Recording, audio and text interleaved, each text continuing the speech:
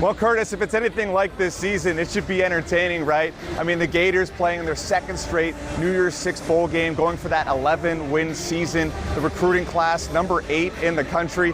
It is good to be a Gator right now. At the beginning of the season, most teams set their sights on the college football playoff, and the Florida Gators were no different. They were very clear that was their goal from the get-go.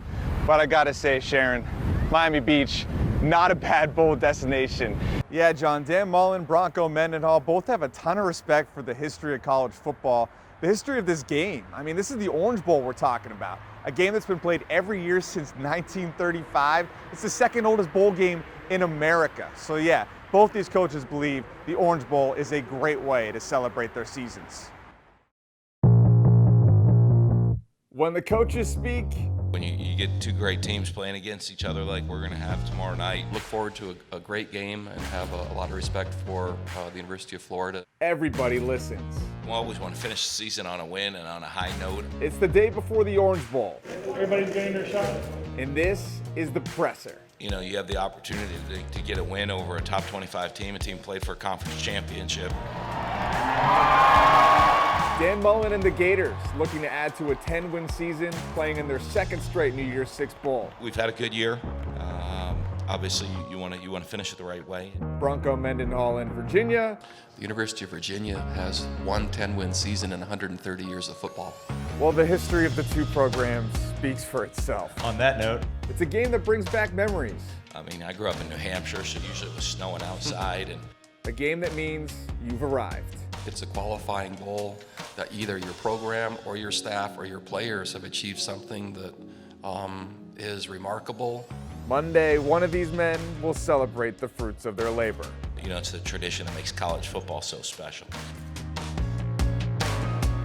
Yeah, Van Jefferson, Freddie Swain, Josh Hammond, Tyree Cleveland, all playing in their final game as a Gator. All these receivers, leaders in their own way, and Tyree Cleveland certainly one of them, and he has the same attitude off the field. He volunteers in the community every chance he gets. He says he feels blessed to be here because he knows just how easily things could have gone the other way.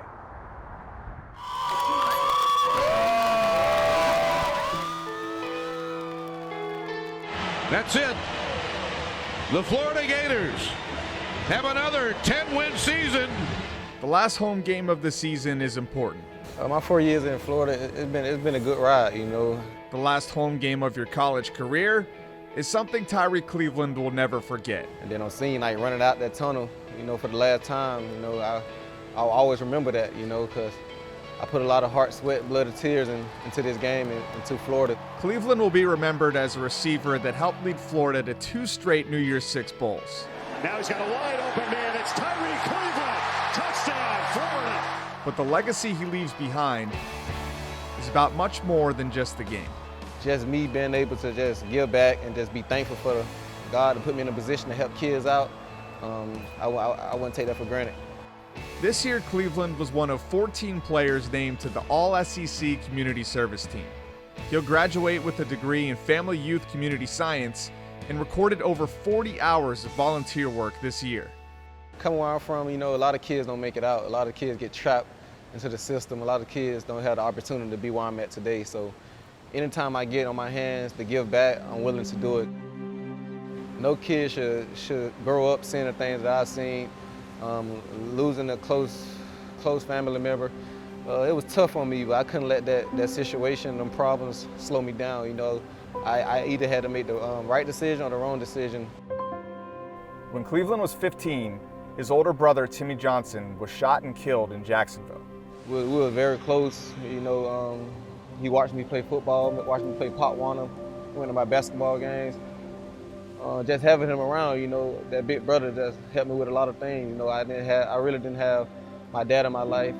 He was in and out of prison, so just having my brother to just help me with man situations, I really thank him for that. And just losing him, you know, it took a toll on me. He carries his brother's memory in the form of a tattoo on his left shoulder. The name Timmy Johnson in letters MBK for my brother's keeper, forever written in ink. I feel like, you know, we were very close, and every day I just want to, you know, just look at something. And I just look at this and it just remind me to just keep fighting, you know, growing up, we didn't have a lot. So where I'm at now, I'm very grateful. I'm very thankful to be in the position I am now.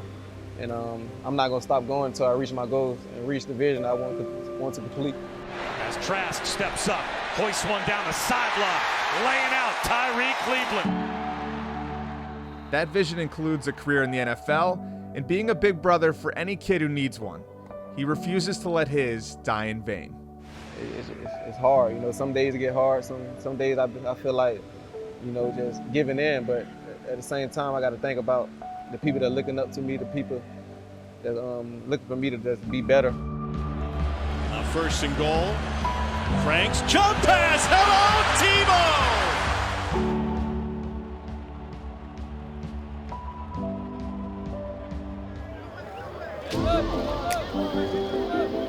They say there's nothing like the taste of victory. Florida says it tastes even better with the Gator chop. 40 seconds in. Touchdown, Florida. 61 yards for LaMichael Pirine. Florida with a 36-28 win over Virginia in the Orange Bowl. Really want to congratulate our team. I'm really proud of our players. Dan Mullen's second straight New Year's Six Bowl win. Just under a year ago, this team was born. And we talked about going from 4 wins to 10 wins was special. But to go from 10 to 11 is going to be a lot harder. Trask able to unload and complete the Pirine out of the backfield and into the end zone. He was right. Even in this game where they were heavily favored, they needed to execute to the very end. Perkins lofts one. 50-50 ball is picked off. Dan Mullen bringing back what he calls the Gator standard. You know, we haven't got to where we need to be yet, but they're certainly living up to that Gator standard of being one of the best teams and best programs in the country. The transformation possible thanks to a group of seniors that really bought in. We fight through so much, man, and just to come out on top and to leave like this, man, with a great group of guys, man, it's awesome. Now the underclassmen tasked with raising that standard once again. Where does Florida go from here? You know, last year we had a 10-win season. This year is 11-win season. So, in our eyes, that's a huge stepping stone. It's not easy to do, and we're trying to keep on getting better every single year. And this offseason, we're going to go that much more harder. The next step would be the college football playoff. You know, and so the attention to detail, the grind, that's what we have to continue to work on, continue to take the step, and we're going to work harder next year than we did this year and try to go from 11 to 12. But for now, the Florida Gators can celebrate and savor the win. Has an orange ever tasted this good? Nah, man, it's unbelievable right now, man. I'm overwhelmed with joy. From Hard Rock Stadium, Pat Welter, Spectrum Sports 360.